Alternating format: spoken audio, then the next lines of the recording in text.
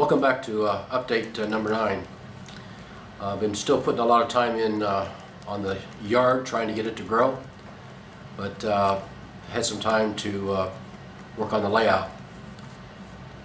I want to get this out. Going to take a few days off here and go on vacation, but I wanted to give a couple of attaboys to one to Digitrax. The controller I sent back to them, they replaced it, and that's up and working great. A little film clip on that in this segment. And also Walthers. I lost a part, my fault. I lost it on the freight terminal. I sent them an email, gave them a description of what I needed, and what do you know, it was about within a week. I had a package in the mail and the part is here, so we can continue on with that. So let's take a look at the layout and see where we're at.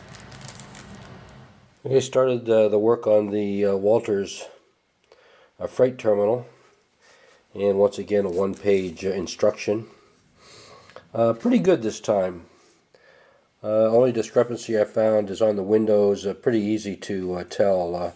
Behind the door here actually goes a the 48A, not a 48.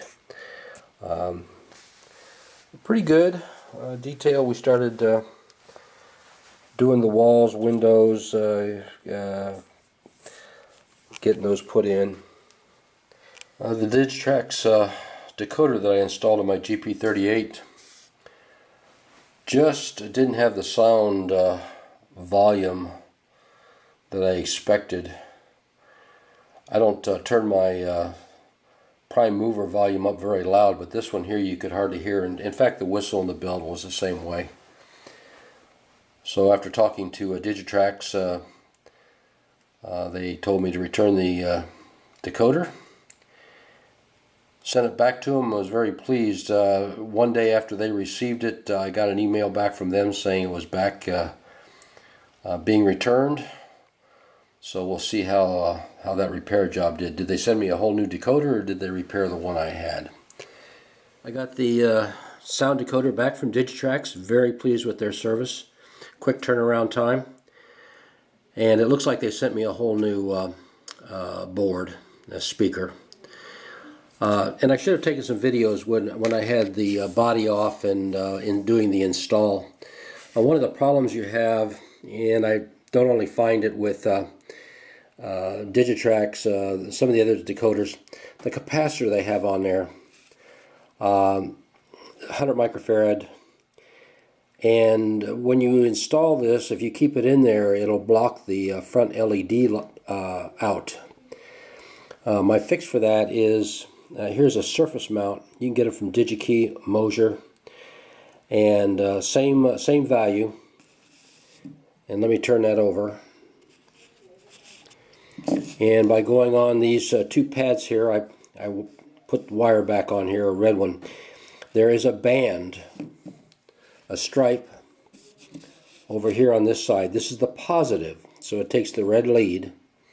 I put a short piece of red wire, 32 gauge, and a black wire goes on this tab over here, and that will tuck down neatly underneath the LED area. I make sure I put a little capped on tape in there to insulate it. But the light then works properly, locomotive runs well. So I'm glad to get this one back on the tracks. Been working on the terminal also. A little spare time, put a little together here and there. So I've worked on that. Kit's fairly easy, some little detail parts, but we still have to paint. I like to put some texture on the roofs, so we'll probably put some white glue and a little bit of fine sand in there on that. Maybe paint it out a dull black or something. So we'll get that knocked out in the next week here. I've been working on getting the siding here for the concrete company in. So we've got some of the ballasting into there. Get a little ground cover in there next. Been putting a lot of work in getting the fascia completed for the layout. Still have to put a couple legs in, get those built, and but we've got the fascia pretty much painted out, and working on the last control panel over here for this yard section. And once we get that mounted, we can complete the fascia and get that filled in. So those have been the labor-intensive part of the last week. That's going to wrap up update number 9. Thank you very much for watching, and hopefully we'll see you back here real soon. Have a great day.